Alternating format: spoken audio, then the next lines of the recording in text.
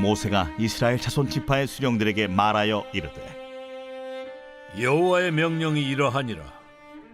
사람이 여호와께 서원하였거나 결심하고 서약하였으면 깨뜨리지 말고 그가 입으로 말한 대로 다 이행할 것이니라. 또 여자가 만일 어려서 그 아버지 집에 있을 때 여호와께 서원한 일이나 스스로 결심하려고 한 일이 있다고 하자. 그의 아버지가 그의 서원이나 그가 결심한 서약을 듣고도 그에게 아무 말이 없으면 그의 모든 서원을 행할 것이요 그가 결심한 서약을 지킬 것이니라. 그러나 그의 아버지가 그것을 듣는 날에 허락하지 아니하면 그의 서원과 결심한 서약을 이루지 못할 것이니 그의 아버지가 허락하지 아니하였은즉 여호와께서 사하시리라. 또 혹시 남편을 맞을 때 서원이나 결심한 서약을 경솔하게 그의 입술로 말하였으면 그의 남편이 그것을 듣고 그 듣는 날에 그에게 아무 말이 없으면 그 서원을 이행할 것이요 그가 결심한 서약을 지킬 것이니라. 그러나 그의 남편이 그것을 듣는 날에 허락하지 아니하면 그 서원과 결심하려고 경솔하게 입술로 말한 서약은 무효가 될 것이니 여호와께서 그 여자를 사하시리라. 과부나 이혼당한 여자의 서원이나 그가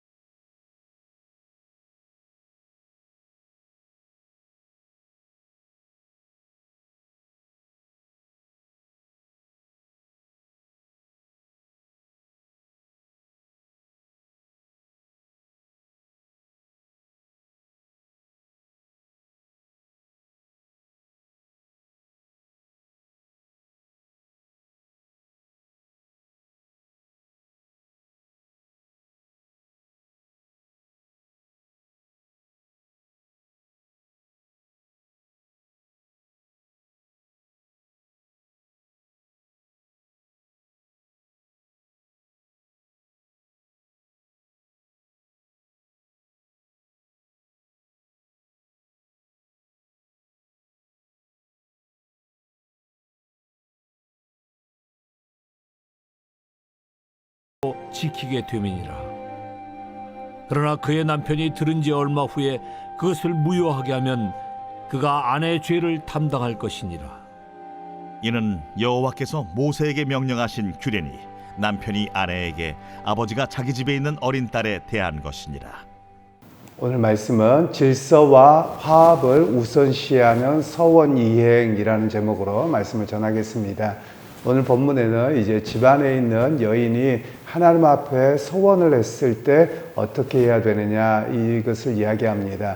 결혼하지 않는 여자였다면 그의 아버지가 만일 듣고도 묵인하면 바로 이렇게 답하지 아니하며 그 서원은 지켜져야 되는 것이고, 또 아버지가 그렇지 않다고 하면 이 서원은 지켜지지 않는 그런 모습이고요. 또 결혼한 아내가 하나님 앞에 서원을 했는데 그 남편이 그것을 듣고 묵인하면 서원은 지켜지는 것이고, 또 남편이 그렇지 않다고 이야기를 하면 그 서원은 지키지 않아도 되는 그런 이야기를 합니다. 물론 오늘날의 사회와는 조금 차이가 있을 수 있겠습니다만 그때 당시의 사회에는 가정에서 그 주도권이 남편에게 있었고 또 아버지에게 모든 결정권이 있는 그런 족장 사회입니다. 바로 그런 사회 속에서 오늘날에는 이제 그 사회와 오늘날의 다른 것이, 오늘날에는 각자 개인 중심의 사회가 되어져 있고 또 이렇게 다 독립적인 사고가 되어져 있는 그런 사회 현상이기 때문에 똑같이 적용하기는 좀 어려운 그런 측면이 있을 것입니다. 그런데 하나님께서 이 서원에 대한 이야기를 통해서 우리에게 하시는 메시지가 있죠. 하나님을 향한 서원은 무조건 지켜져야 되는 것이지만, 그러나 이것이 가정의 질서를 깨트리면서까지 지켜져야 되는 것은 아니어서 하나님께서는 하나님을 향한 서원과 가정의 질서를 두 가지를 다 조화 있게 설명을 하고 지키도록 하시는 내용이 오늘 본문의 말씀이 되겠습니다. 그러면서 여기에서 우리에게 이야기하고 있는 것은, 서원이라고 하는 것은 그럼 무엇이냐라고 이야기할 때 여기에서 서원의 구체적인 내용은 나오지 않습니다. 그런데 그 구약 당시의 서원의 내용을 보면 보통 하나님께 몇 날 며칠을 내가 어떻게 살겠습니다. 이런 경우가 대부분 서원이 됩니다. 특별히 그 내용을 나시린의 서원으로 볼 수 있는데요. 성경에는 나시린의 서원은 일반적으로 남자 이야기만 나오는 것 같습니다. 그러나 나시린의 서원이라고 하는 것은 하나님 앞에서 내가 이렇게 살겠습니다 하면서 처음에는 모든 이렇게 털을 밀고 그리고 그 다음부터는 하나님 앞에 헌신하는 기간 동안은 털을 밀지 아니하고 거룩함으로 살아가는 겁니다.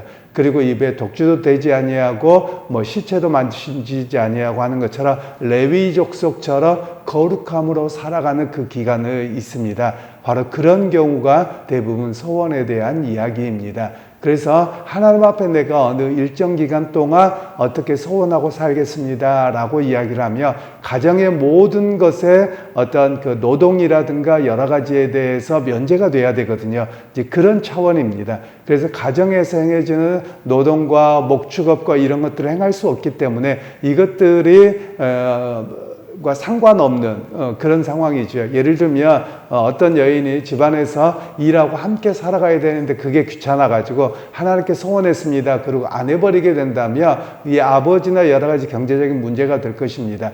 그런 상황에서 아버지가 그걸 묵인하면 그래 너 하나님 앞에서 그렇게 헌신하고 잠깐이라도 그렇게 살아가는 게 귀한 일이다 라고 해서 용납이 되어지는 것을 이야기하고 만일 그렇지 아니하고 집안의 일이 바쁘고 또 그것이 합당하지 아니하다고 생각하며 그 서원을 이행하지 아니하도록 하는 그런 상황입니다.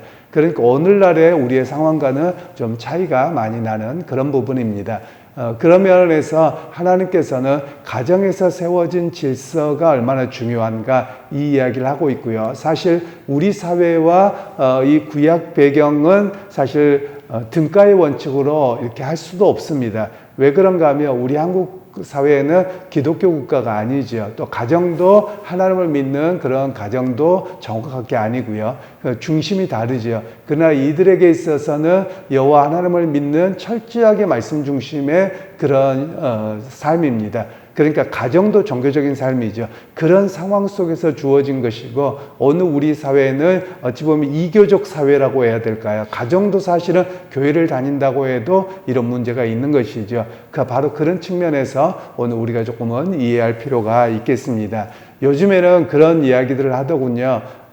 요즘에는 이제 신학대학이나 또 신학대학원에 가는 그 비율이 많이 떨어졌습니다. 그 이유가 여러 가지가 있을 겁니다. 그런데 그 중에 하나가 목회자의 길이 어렵다라는 것을 알아서이기도 하고 또 과거에 비해서 자녀들의 숫자가 적기 때문에 또는 자녀가 하나밖에 없기 때문에 부모들이 가기를 원치 아니하는 그 영향력이 더 크다고도 봅니다.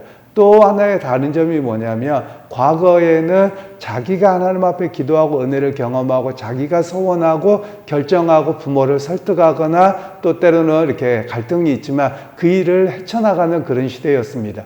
그런데 지금은 뭐든지 부모가 해주는 대로 결정하고 그대로 따르는 시대가 되어버렸습니다. 그러다 보니 부모가 하지 마 그러면 안 하게 되는 그런 상황이 되어버리는 모습이라고 할 수 있는 것이죠. 그런 면에서 보면 이스라엘 백성들과 우리의 좀 차이점이 있지만 우리에게는 하나님의 은혜를 사모하는 것보다도 오히려 나의 어떤 것들의 경제적인 이익이 됐던 삶이 되었던 그것이 우선시 되어져 있는 그런 약점도 보여지고 있습니다. 물론 그것이 잘못됐다라는 것은 아닙니다. 내 인생의 삶을 살아가는 것이 잘못됐다라기보다도 하나님을 향한 누군가의 헌신과 서원은 있어서 하나님의 일을 감당해 가야 되거든요. 나중에 이스라엘 백성들의 그 말라기까지 가면 문제가 생깁니다. 어떤 문제가 생기냐면 레위 지파들에게 당연히 드려져야 될 11조가 드려지지 않습니다. 그래서 공동체가 지켜지지 않습니다. 우리가 구약을 이해할 때 그냥 바른 이해가 있었으면 좋겠는데요. 구약은 보통 성전 중심의 제사 공동체로 이해하면 안 됩니다. 왜 그러냐면 이스라엘 백성들이 곳곳에 흩어져 살아가는데 예루살렘의 성전에 매번 왔다 매번 오지 않습니다. 남자만 1년에 3번 오도록 규정되어져 있어서 여자분들이나 남자들이 일반적으로 오지 않습니다. 그러면 그들이 어떻게 신앙생활을 하냐면 레위 지파가 즉 그 각 지파 속에 각 동네 속에 스며들어가게끔 하나님이 하셨어요. 그래서 그들이 그 삶의 자리에서 레위 지파를 통해서 말씀을 듣고 그 삶의 지표를 듣고 살아가게 하셨거든요. 그래서 구약 역시 말씀의 종교였습니다. 그런데 이스라엘 백성들이 해야 될 일들이 무엇이었냐면 자기 동네에 사는 레위 지파의 생계를 책임져야 될 의무가 있었습니다. 그런데 이 일을 안 하게 됨으로 인해서 레위 지파가 나도 먹고 살아야 되니까 하나님의 일을 내팽겨치게 되는 겁니다. 바로 그것이 큰 죄로 바로 말라기에서는 지적하고 있거든요. 그런 측면에서 보자면 하나님 앞에서 당신의 사역을 감당해야 될 소원과 사명이 있습니다.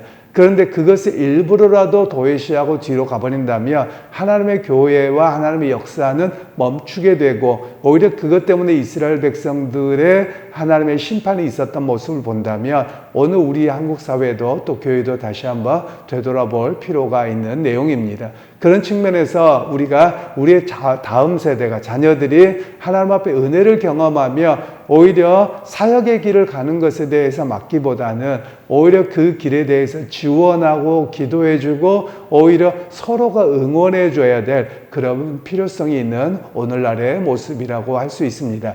그러니까 우리가 바라봐야 되는 관점의 변화가 필요합니다. 즉 하나님의 일에 대해서 철저하게 경제적인 관점으로 바라볼 것이냐 아니면 하나님의 일하심으로 바라볼 것이냐 이것이 필요하고요. 그리고 두 번째로는 과연 이 사람들의 생계 문제에 대해서 우리는 어떻게 해야 되느냐 우리 모두가 공동체가 함께 감당해야 될 그런 모습으로 구약에서는 이야기하고 있기 때문에 오늘 우리도 역시 그런 모습이어야 한다라는 것을 우리가 볼 수 있는 말씀입니다. 그러면서 오늘 하나님 앞에서 우리가 서야 될 일들이 이 이야기는 소원에 대한 이야기일 뿐만 아니라 많은 상황에서 가정에서 질서가 필요하기도 하고요. 그리고 또 서로에 대한 이해가 필요하기도 한 그런 상황입니다.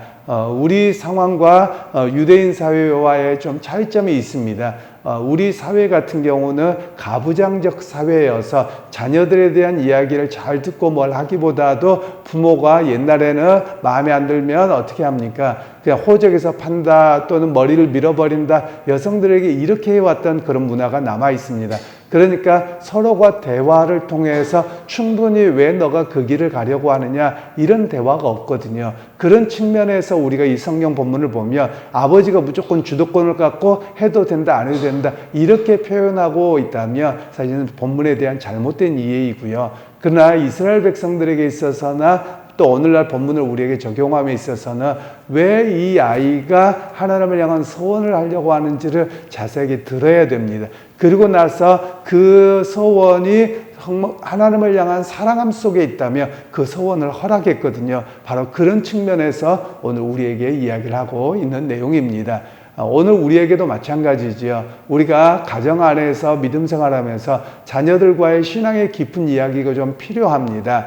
그런데 과거에 우리는 어떻게 했느냐? 그냥 교회 가라. 그러면 교회가 알아서 하는 것만으로 이해를 합니다. 사실 신앙생활의 99% 아니 거의 100%라고 해도 됩니다. 신앙생활의 책임은 교회에 있는 것이 아니라 가정에 있습니다. 이렇게 이야기하면 목회자나 교회가 책임을 피하려고 하구나 싶지만 사실 그렇지 않습니다. 구약에서도 그렇고 신약에서도 그렇고 신앙의 가장 중요한 모든 것들은 어디에 세워지느냐? 가정에서 세워지는 겁니다. 교회에서는 그것을 관리해 줄 뿐이지 실질적인 신앙의 모든 것은 가정에서 이루어지거든요. 바로 오늘 그런 측면에서 성경은 말씀하고 계시는 것을 우리가 이해할 필요가 있습니다.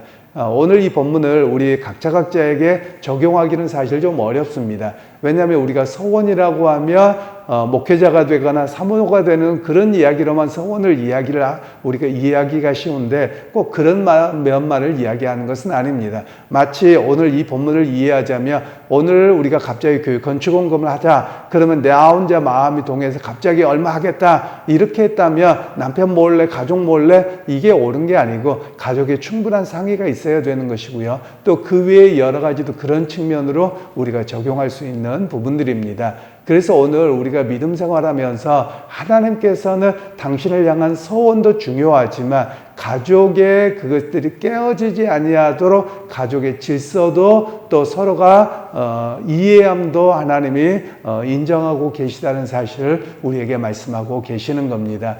그러니까 여러분 오늘 우리가 믿음 생활하면서도 여러분 우리의 가정도 소중하게 여기실 수 있기를 소원합니다. 하나님을 향한 사랑과 또 가족을 향한 사랑과 또 이해와 협력함이 우리에게 필요함을 하나님 말씀하시기에 오늘 또 여러분에게 주어진 가정 속에서 하나님의 그 선한 믿음의 모습을 잘 보임으로 가정을 화합하게 하고 한 걸음 한 걸음 나아가게 되는 그런 역사가 있기를 주님의 이름으로 축원합니다. 하나님 오늘도 우리에게 은혜 주셔서 하나님의 그 서원의 이행을 어떻게 할 것인가 말씀하셨는데 서원이기에 무조건 이행하는 것이 아니라 가정의 질서 안에서 이루어지도록 하는 말씀을 우리에게 주셨습니다.